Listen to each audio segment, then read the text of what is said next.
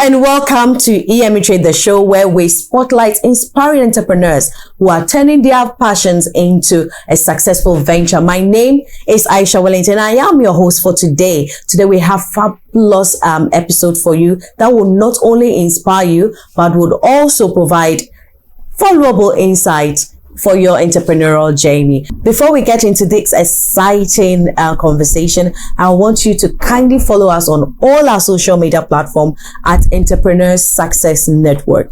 Entrepreneurs Success Network. I'd also like to appreciate our sponsors for making this show possible. So big thank you to the Star Engineering Consult, Glades Galleria, Photoprop Studios, Catechist Georgina Kranchua Memorial Fashion School, Belle's Occurrence, Collins Artistry, Salem Photography, Scrummy Juice, and Finest Event and Coordination. Today we have a very, I don't even know how to describe, but we have a very beautiful lady, an entrepreneur as well, and she's in the studio. So stay tuned, we'll be right back.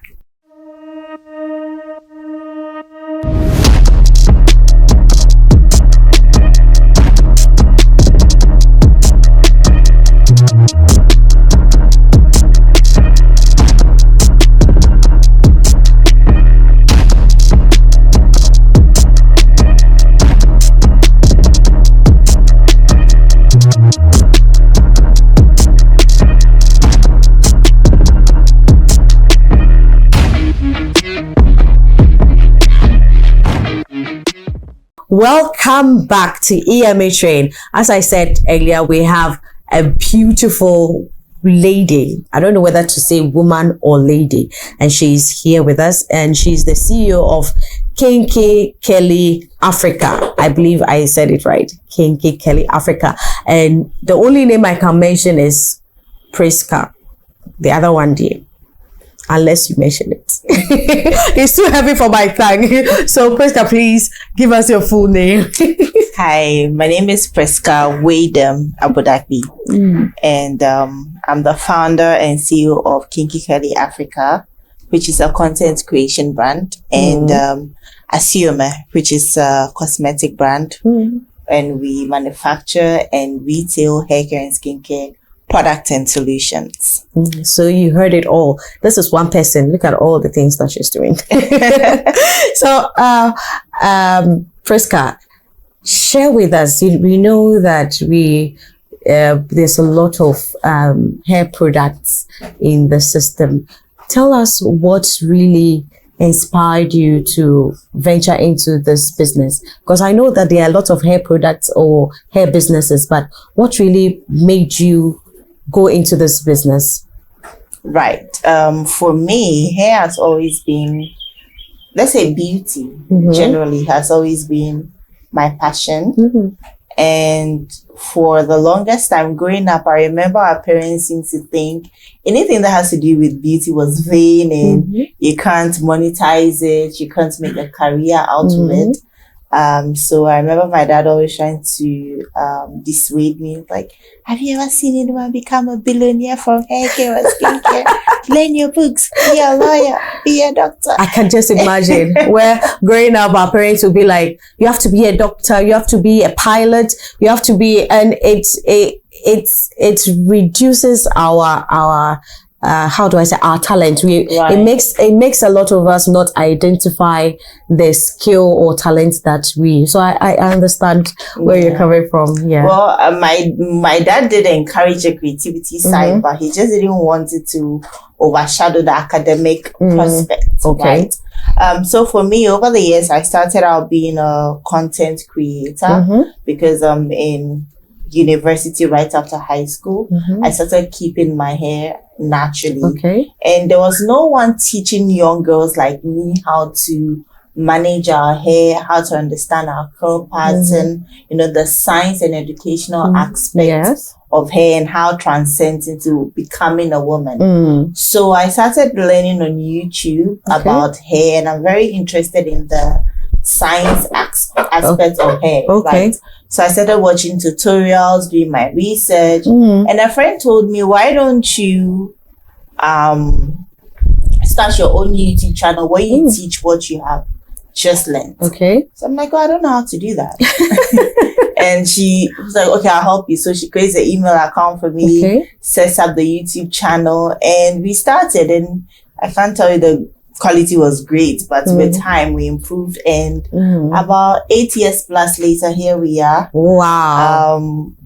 Taking the content creation, I'll take international. Hey, we're going international.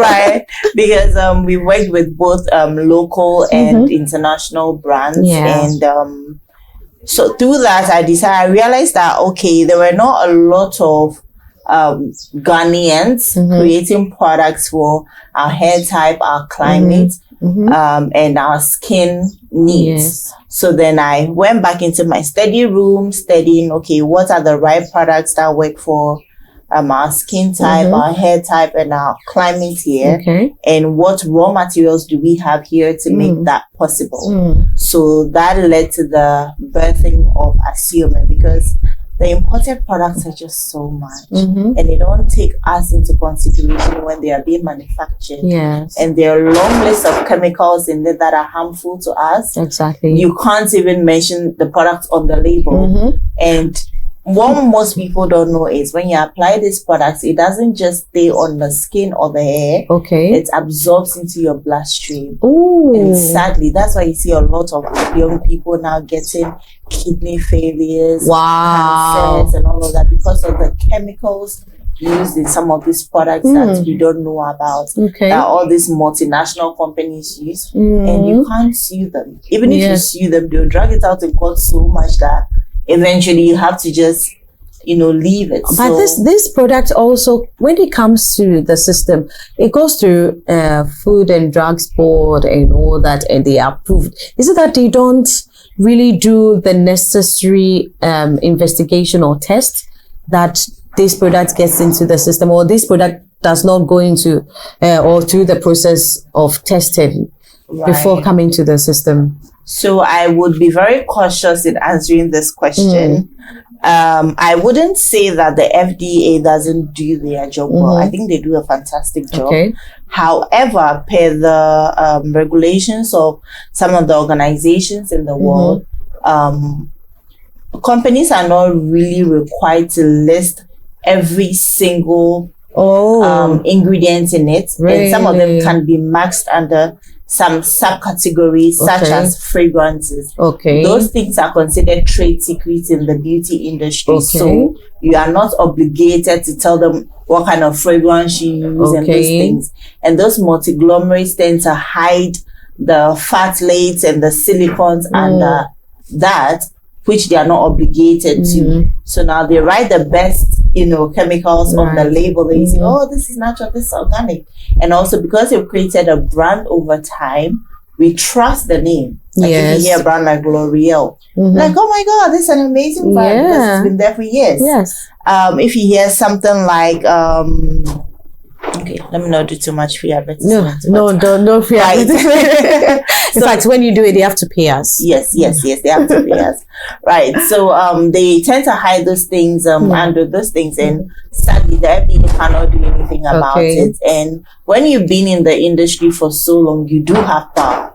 And it's up to you to know how to wield it. So yeah, it's one of those things. But if it's left to me alone, I mean, I'm not really trying to take it out of their mouth. I think it's high time we as Ghanaians and Africans especially start to invest in what we do here, because it's not even just so much about supporting local businesses, but it's also about your health. And with us, I wouldn't say small businesses, because we are also multinational. Depending on how you look at it. We are all going global. Yes, so we produce in smaller batches. So we are able to track what goes into each product at each stage. And if you're using the product and you have a problem, you can always come back to us. And then we tell you how to go about it, or maybe what you're doing wrong or right. Or if the fault is from us, we know how to handle it, which you can't really track for all these other businesses.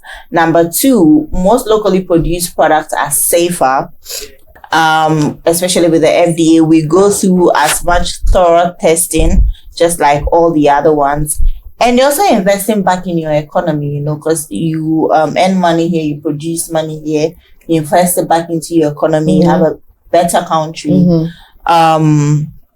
Yeah, and Ghanaians are fond of saying, "Oh, the dollar rate, the dollar rate is only going up and up and up and up because you keep importing so much." I know, and I don't understand why we tend to import even things that we already have available. Like people importing water for what? For that, it beats my imagination. Yeah. But I mean, if you can afford it, but right. So those are some of the pros and cons. And but bye Ghana. No problem. We'll get into that after this quick break. And so please stay tuned. We'll be right back.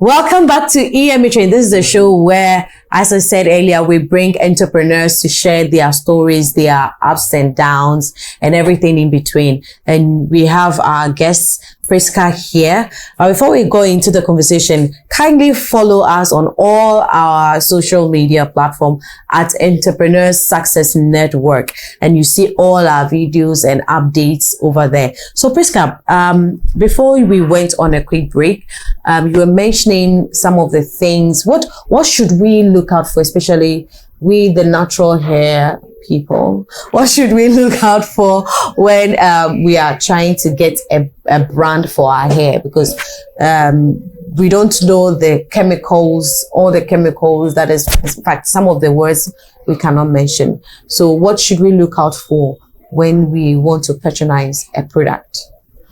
Right. So first and foremost, I believe that you can't really get into natural hair without reading a little bit about science and trying to understand the dynamics of it. Because for me, that's one thing that really helped me on my journey. And number two, I would also talk about paying attention to the brand identity of the brands you choose to use, because a brand identity basically tells you everything you need to know about the brand. Of course, some businesses do lie. That's where the research number one comes in. Yes. Also, number three, I would say that, again, back to the locally produced businesses, because you're not conglomerates looking to save a ton of money and make a ton of profit. They tend to go in with the highest grade of materials, use them in the right proportions. And also because they are not like scientists that are like too sophisticated, they don't really delve into the harmful products much, because we don't even have the systems in place for your own safety in the lab if you tend to work with such chemicals, if I should say. So that's one aspect of it. Now, talking about the product itself, paying attention to the ingredients list really helps. So for most natural brands, you see that for a product like a shampoo or conditioner, which are mostly water-based products, you pay attention to the first 5 ingredients. So that could be water or a form of a hydrosol. So you could see rosemary, hibiscus, rose hydrosol or something of the sort. So that's number one. Number two could be aloe vera gel, which is also water-based. Shea butter, cocoa butter, and something we call an emulsifier, and that is what binds the water and the oil together to form an emulsion without making the product separate or become a suspension over time. And they are natural ones, and they are, higher, right? So natural ones tend to be BTMS, the different types of BTMS, 50, 25, or E-wax. Those are very natural derived ones. So number one comes into play again, reading. And yes, basically those are some of the few things you should look at. Okay. Now, you might see some of the chemicals that might seem a bit sophisticated, like in the form of a shampoo, something we call surfactants. Okay. And those are the ingredients that make the product lather or clean. Okay. Right. So you could see something like cocoa betaine or cocoa middle betaine. Cocoa glucoside, SLS, SLES, all of that. Those are natural ones. There are advanced forms that could, be used as well. But typically, the smaller businesses use the natural ones because they are safer for us to in the lab as we are making them. So the fact that the name is sophisticated and you can't mention it doesn't mean it's bad. But I believe with Google or ChatGPT, you can just find out all the information you need. Sure. So tell me about some of the challenges that you have faced venturing into the hair business and also the content creation. So what are some of the challenges that you have faced from the beginning, and how you've been able to overcome these challenges? Right. So I will start with the formulation side, which is Asiome. I think initially finding the right supplier that supplies the right product, ingredients, especially in Ghana was a hassle. But now I found one that is very reliable. Shout out to Echo, a good friend of mine. Hi, Echo. He sells one of the best and highest grade ingredients out there, right? Secondly is, I would say funding. When I started initially, funny story, I used my rent and they kicked me out. So here we are. Yes. So yes, that's one thing. And also I mentioned earlier that we don't buy Ghana. We don't support our own. For some reason, we believe that imported products are better. I don't really know why, but it's like we tend to patronize. For I think what we see more is our local products are extremely expensive as compared to the foreign ones. That is what I've noticed. Because even when you look at our fabrics, when you go to the GTPs and then the Akosobo textiles and all that, the brand itself speaks volume. So when you go and you want to go and patronize stuff like that, you realize that why don't I go and rather buy something that is less expensive. I think that is what I believe though.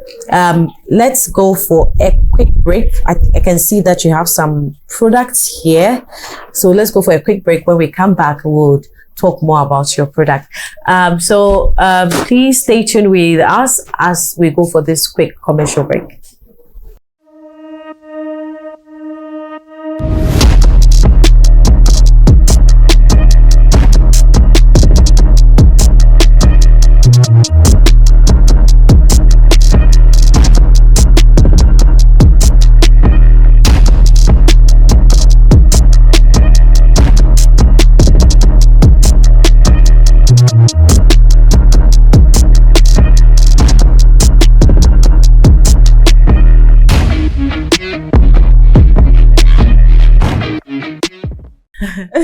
Welcome back to EMA Train. It's been an insightful conversation. Prisca, it's been,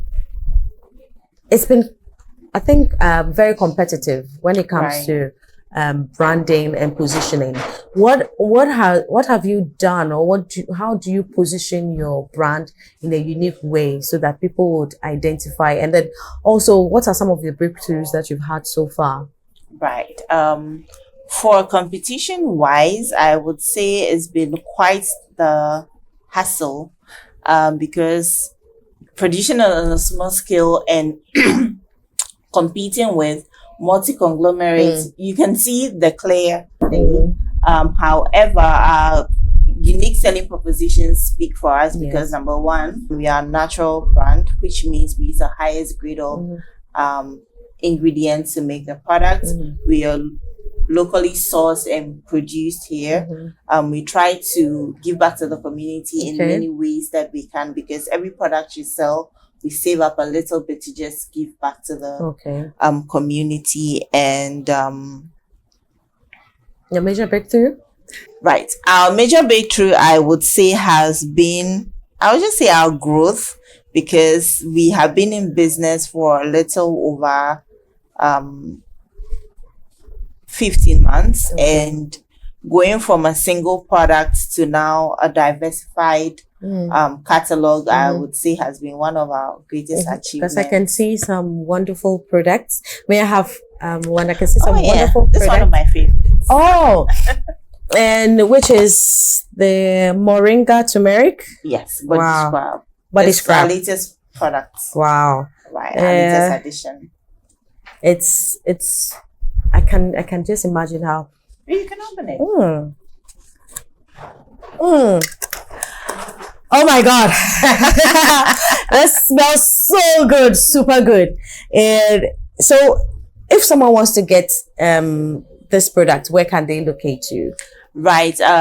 We sell on social media mainly, so you can get us on all social media platforms: TikTok, Instagram, Facebook, which we are less active on, but we are trying. At Asiomeko, ASIOMEKO. And we are trying to stock shops across the country, so you can just walk in and buy. But for now, you can get them on Lagos Avenue at Gracia. It's a fabric shop. On, I think, 49 Lagos Avenue, right close to the KFC or the Consolidated Bank. Right. So apart from the Moringa and the turmeric, what other brands do you have, the products? Right. So I would touch on the oil. I think I can see is it peppermint or it's not oil peppermint? blend. Yeah. Right. So for the products, let me take it from hair care and then I'll transition to skincare. For hair care, we have 2 types of shampoos, which is moisturizing and clarifying shampoos. Then we have conditioners. We have 3 types. The rinse out conditioner, the leave-in conditioner, and the deep conditioning max. If you're into hair care, you know each one of those conditioners have their uses. And then we have different oils, peppermint oil for dandruff, you know, all of that. So each product is formulated to address a certain need or a series of needs. So we have the oil blend, which can be for hair and beard growth, anti-dandruff, and all of that. Then we have peppermint oil, castor oil, and then for skin oils, we have lavender, rosehip, and you can use the castor and the baobab oil as well.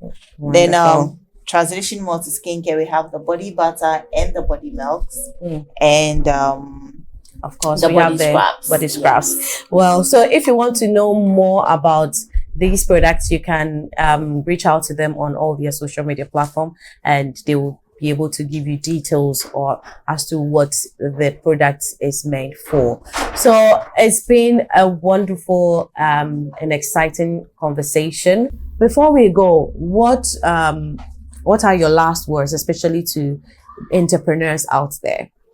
I would say the entrepreneurial landscape in Ghana is hills and valleys, but no matter how easy or hard it gets, there's a name to be made and there are needs to be fulfilled. So keep trying. If one doesn't work, try another one, and it will definitely pan out. So she said, if one doesn't work, try another one.